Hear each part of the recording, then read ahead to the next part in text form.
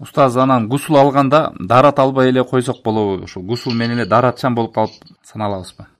Гусул алганда гусулдун эки түрү бар. Мисалы, өтө турган гусул деп коет, эми идза деп коет арабчасы.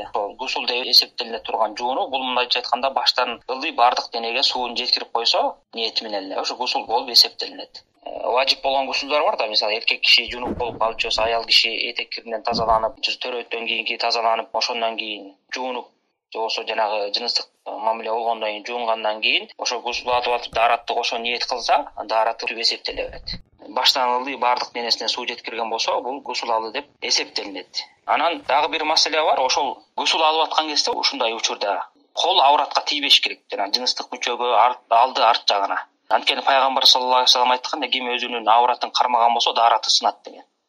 Бул эми алымдардын арасында талаш маселе, бирок туурасы ушул, Аллах алам. Эгерде ким ушуга ынанып, ушуга амал кылган болсо, ошо жуунуп аткан кезде колун авратка тийгизбеш керек. Эгерде тийгизип койгон болсо, анда гусул бүткөндөн кийин анан кайра баштан дараташ керек. Эгерде тийгизбей, мисалы, жыныстык мүчөлөрүн алдын ала жууп алып, андан кийин анан гусулга киришкен болсо, өзү сүннөт боюнча ошондой алдын ала жыныстык мүчөлөрүн жууп алып, тазалап алып, андан кийин анан гусул куйган жакшы да. Ошентип анан колун тийгизбеген болсо, ошол жанагы дараты жетиштүү болот.